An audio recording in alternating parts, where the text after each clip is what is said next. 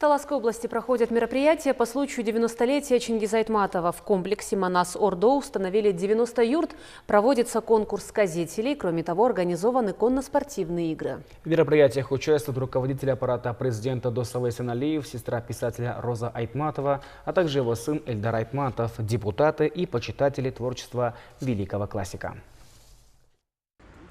Юбилейные мероприятия, посвященные Чингизу Айтматову, начались на главной площади города Талас с возложения цветов. На церемонии возложения приняли участие Турага парламента Дастамбек Джумабеков, руководитель аппарата президента Досалай Сеналиев, депутаты парламента, родственники Айтматова и другие.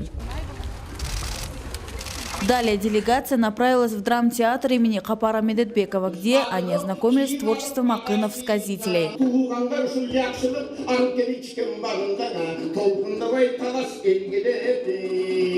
Основные мероприятия же прошли в культурно-историческом центре Манас-Ордо. Несколько тысяч гостей приняли участие в выставке конно-спортивных мероприятиях. На малой родине великого писателя таких мероприятий не было давно. К 90-летию Чингиза Айтматова местные жители установили 90 юрт, а до конца года они обещают провести 90 мероприятий.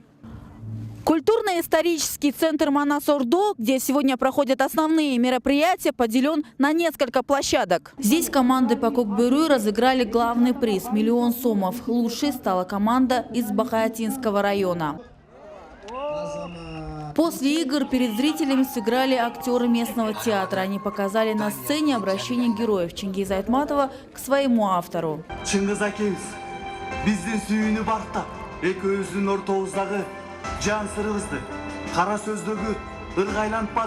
Местные жители такому масштабному празднованию юбилея великого писателя были только рады.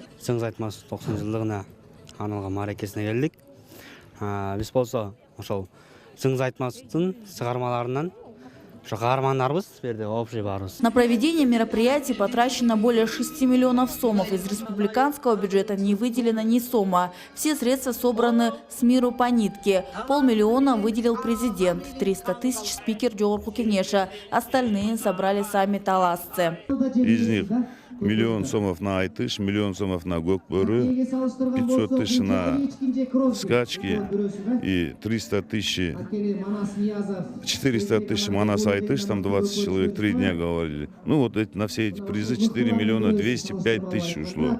Остальные... Выступая перед местными жителями и гостями юбилейных мероприятий, спикер Джорку Кенеша отметил, что особенно важно проведение мероприятий на малой родине писателя. Проведение юбилея писателя вышло далеко за пределы страны. 90-летие Айтматова отмечают во всем мире, сказал Турага. Чингиз Айтматов – один из выдающихся сынов не только Таласской области, но и всей страны. По данным ЮНЕСКО, он является одним из самых читаемых авторов современности. Его произведения переведены более чем на 176 языков и изданы в 128 странах мира тиражом более 100 миллионов экземпляров, а также включены в программы школ и высших учебных заведений многих стран мира. По словам министра культуры, информации и туризма Азамата Джаманкулова, эти мероприятия не завершают годичный этап празднования юбилея. Впереди множество памятных событий. Дальше будет также продолжаться мероприятия в Бишкеке и в других местах, в других странах.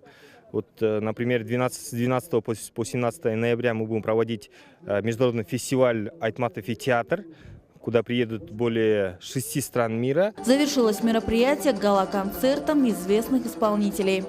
Зарима Мусаева, Алмаз Нурманбетов, Общественный первый канал, Таласская область.